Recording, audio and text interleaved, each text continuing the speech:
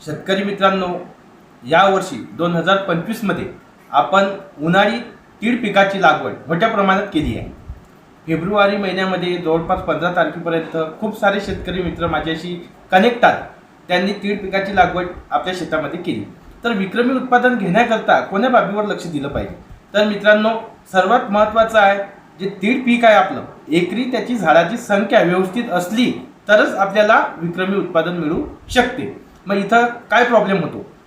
बरेचसे शेतकरी मित्रांनी काय झालं की बियाणं एकरी जे प्रमाण आहे त्याच्यापेक्षा जास्त सोडलं आणि योगायोगाने त्यांच्या शेतामध्ये त्या बियाण्याचं जर्मिनेशन बी खूप छान निघालं, म्हणजे एकदम दाट तीळ निघाला. तर त्या शेतकरी मित्रांनी काय केलं पाहिजे? आता पेरणी झाली आपली, तिथून 15 ते 20 दिवसाच्या दरम्यान आपल्याला पहिली विरळणी करायची. विरळणी करताना तीळ पिकाच्या 2 रोपातलं अंतर 10 सेंटीमीटर ते 15 सेंटीमीटर ठेवायचं. आणि असं करून बी बरेचदा पुन्हा आपल्याला तीळ दाट दिसतोच. तर मित्रांनो, पहिली विरळणी झाल्यावर पुन्हा आपण एका आठवड्याने दुसरी विरळणी करू शकतो, जेणेकरून हवा खेळती राहील आणि आपल्याला विक्रमी उत्पादन घेण्याकरता त्या प्लॉटमध्ये बाकीचं जे नियोजन करायचं आहे, तर ही एक महत्त्वाची टास्क आपण केली तर त्या नियोजनाचा आपल्याला फायदा होईल. आता दुसरी एक बाब, काही शेतकऱ्यांनी तंतोतंत एकरी जेवढं बियाणं पाहिजे पेरणी करतात तेवढंच पेरणीसाठी वापरलं.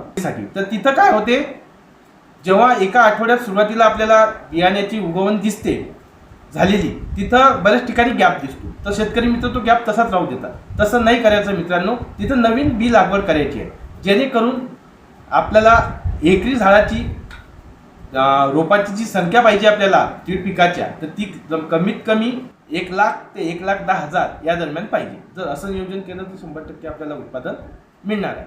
आता तीळ पिकावर उन्हाळ्यामध्ये पाणी व्यवस्थापन कसं करायचं हे तर बरेचसा शेतकरी मित्रांना माहीत आहे, पण काही शेतकरी मित्र नवीन आहे ज्यांना या तीळ पिकावर कोणत्या प्रकारची कीड येते, किडीचा प्रादुर्भाव कसा होतो, त्याचं नुकसान कसं होते याविषयी सविस्तर माहिती नाही आहे. तर माझे व्हिडिओ येतीलच.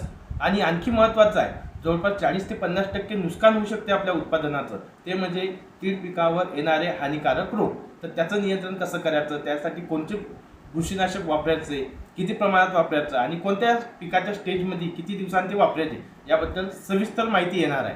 तर मित्रांनो, वेळोवेळी मी तुम्हाला मार्गदर्शन करणार आहे.